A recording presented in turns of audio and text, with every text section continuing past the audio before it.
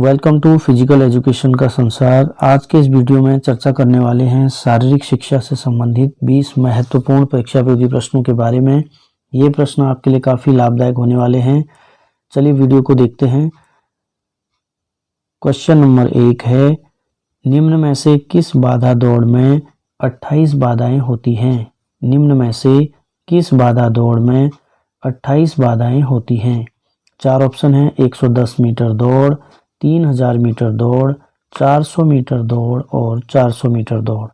यहाँ पे दो सी और डी में दोनों में ही 400 छपा हुआ है। खैर इससे कोई फर्क नहीं पड़ता क्योंकि आंसर हमारा कुछ और ही है। चलिए देखते हैं सही आंसर क्या है। 3000 मीटर। किस बाधा दौड़ में 28 बाधाएं होती हैं? ये प्रश्न पूछा गया है। सही आंसर है 3000 मीटर। 3000 मीटर बाधा दौड़ में 28 बाधाएं होती हैं। अगला प्रश्न है, सीजर्स कप किस खेल का प्रमुख कप है? सीजर्स कप किस खेल का प्रमुख कप है? 4 ऑप्शन है, फुटबॉल, कबड्डी, टेनिस, खो खो। इनमें से सही आंसर है फुटबॉल। अगला प्रश्न है, बोल्ड किस खेल की शब्दावली है? बोल्ड किस खेल की शब्दावली है? 4 ऑप्शन है, क्रिकेट, बैडमिंटन, फुटबॉल और वॉलीबॉल। इनमें से सही आंसर है क्रिकेट। अगला प्रश्न है, चिन्ना स्वामी स्टेडियम कहाँ स्थित है? चिन्ना स्वामी स्टेडियम कहाँ स्थित है? 4 ऑप्शन है, कानपुर, मुंबई, दिल्ली, बेंगलोर। इनमें से सही आंसर है बेंगलोर। चिन्ना स्वामी स्टेडियम बेंगलोर में स्थित है। अगला प्रश्न है, सर्वाधिक विशालतम खेल सतह वाला खेल है? सर्वाधिक विशालतम खेल सतह वाला खेल है, यानी कि किस खेल की खेल सतह सबसे बड़ी होती है? 4 ऑप्शन है, क्रिकेट, फुटबॉल, बैडमिंटन, गोल्फ। इनमें से सही आंसर है गोल्फ।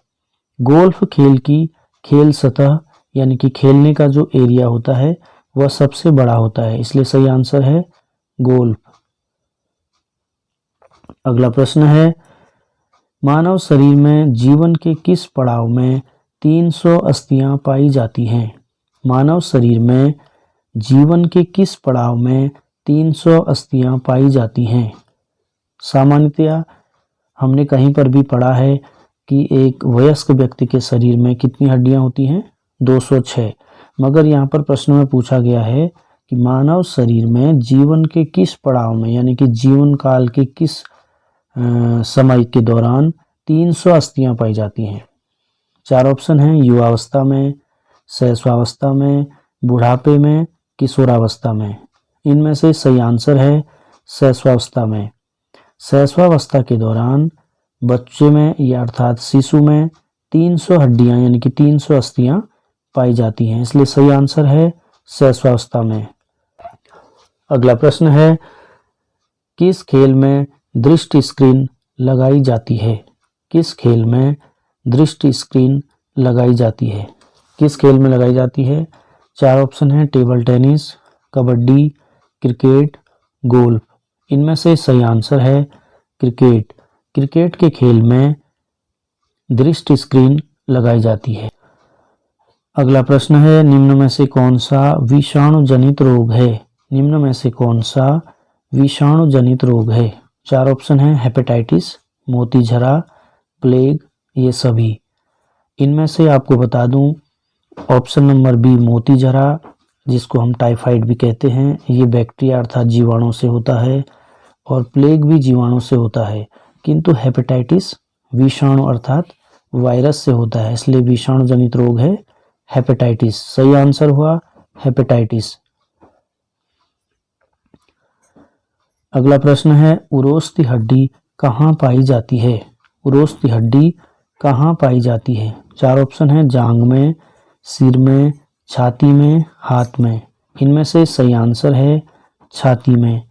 उरोस्थी हड्डी, जिसको इंग्लिश में हम या वैज्ञानिक भाषा में स्टर्नम भी कहते हैं, वह छाती में पाई जाती है। अगला प्रश्न है, मानव स्तन में कौन सी ग्रंथियां पाई जाती हैं? मानव स्तन में कौन सी ग्रंथियां पाई जाती हैं, अर्थात महिलाओं के स्तन में कौन सी ग्रंथियां पाई जाती हैं? चार ऑप्शन हैं, जीरोक्राइन, सीसोक्राइन, एपोक्राइन, सिग्माक्राइन। इनमें से सही आंसर है एपोक्राइन।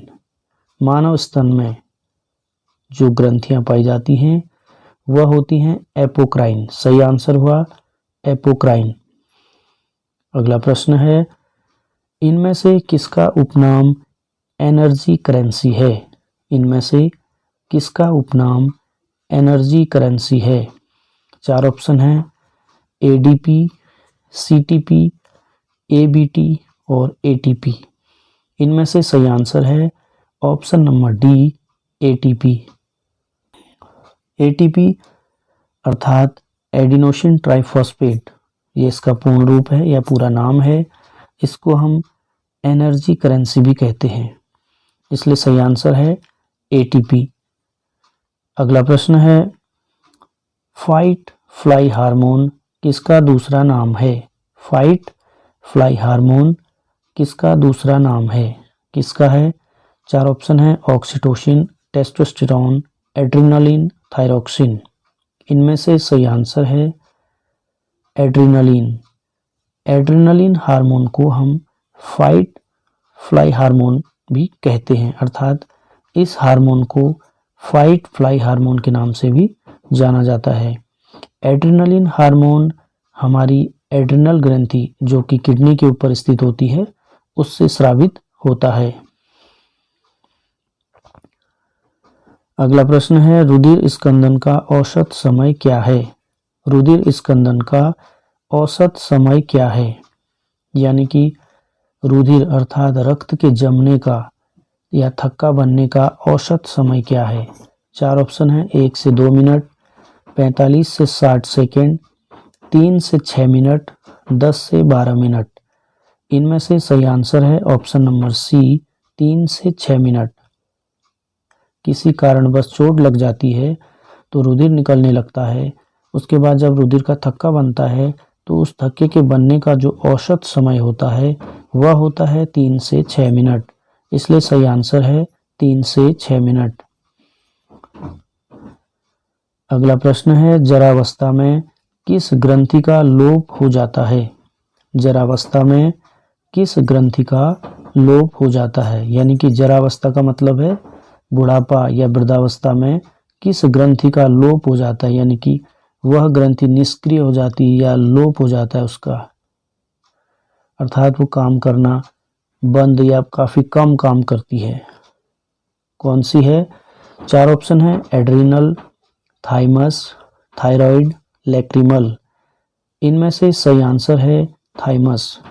मानव शरीर में पाई जाने वाली ग्रंथियों में थाइमस एक ऐसी ग्रंथि है जो जरावस्था या वृद्धावस्था अर्थात बुढ़ापे में लोपित हो जाती है, अर्थात उसका लोप हो जाता है, इसलिए सही आंसर है थाइमस। अगला प्रश्न है, ऑक्सीटोसिन हार्मोन कहाँ से निकलता है? ऑक्सीटोसिन हार्मोन कहाँ से निकलता है? चार ऑप्शन है, थाइमस ग्रंथि, यकृत ग्रंथि, थायराइड ग्रंथि, पीयूष ग्रंथि। इनमें से सही आंसर है पीयूष ग्रंथि। ऑक्सीटोसिन हार्मोन पीयूष ग्रंथि से निकलता है या उससे स्रावित होता है। अगला प्रश्न है, जल ग्रहण के कितने समय पश्चात मूत्र निर्माण होता है? जल ग्रहण के कितने समय पश्चात मूत्र निर्माण होता है? अर्थात जब हम पानी पीते हैं तो उसके पानी पीने के कितने समय के बाद वह मूत्र के रूप में परिवर्तित हो जाता है? तो चार ऑप्शन हैं, लगभग 30 से 60 मिनट पश्चात, लगभग 3 से 4 घंटे पश्चात, लगभग 4 से 5 घंटे पश्चात, लगभग 8 से 10 घंटे पश्चात।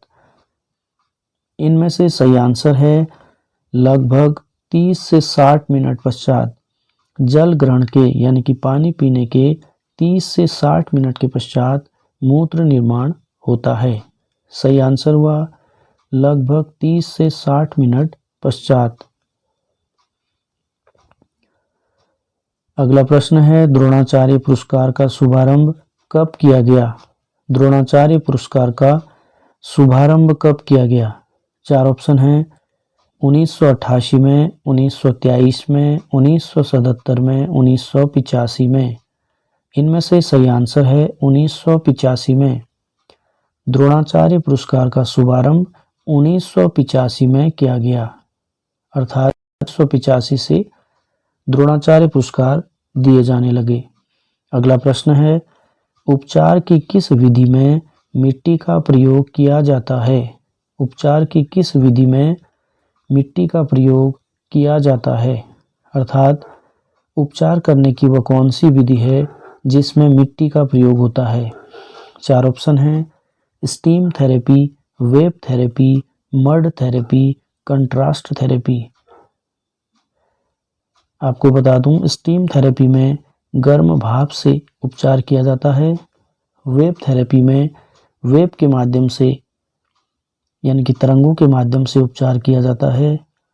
और कंट्रास्ट थेरेपी में गर्म और ठंडे पानी से उपचार किया जाता है। और मड थेरेपी में मिट्टी से उपचार किया जाता है, इसलिए सही आंसर हुआ मड थेरेपी। मड थेरेपी में मिट्टी का प्रयोग किया जाता है। अगला प्रश्न है, स्प्रेन, स्ट्रेन और क्रैम्प क्या है? स्प्रेन, स्ट्रेन और क्रैम्प क्या है? चार ऑप्शन हैं खेलकूद में लगने वाली चोटें, रोग, खेल उपकरण, खेल शब्दावली। इनमें से सही आंसर है खेलकूद में लगने वाली चोटें। स्प्रेन, स्ट्रेन और क्रैम्प ये तीनों ही खेलकूद में लगने वाली चोटें हैं, इसलिए सही आंसर है खेलकूद में लगने वाली चोटें। अगला प्रश्न है, बाइल निकालने वाला अंग है। बाइल निकालने वाला अंग है, यानी कि वह कौन सा अंग है जिससे बाइल निकलता है? कौन सा है? चार ऑप्शन हैं वृषण, यकृत, किडनी, फेफड़े। इनमें से सही आंसर है ऑप्शन नंबर बी, यकृत। बाइल निकालने वाला अंग है यकृत। सही आंसर हुआ यकृत। अभी के वीडियो के लिए बस इतना ही। अगर आप चैनल पर पहली बार आए हैं तो प्लीज़ चैनल को सब्सक्राइब जरूर कीजिएगा और वीडियो को लाइक कीजिएगा और एक प्यारा सा कमेंट कीजिएगा। वीडियो को अंत तक देखने के लिए आपका बहुत बहुत धन्यवाद। ऐसे ही महत्वपूर्ण प्रश्नों की वीडियो देखने के लिए आप इस चैनल की प्लेलिस्ट में जाकर के देख सकते हैं। धन्यवाद।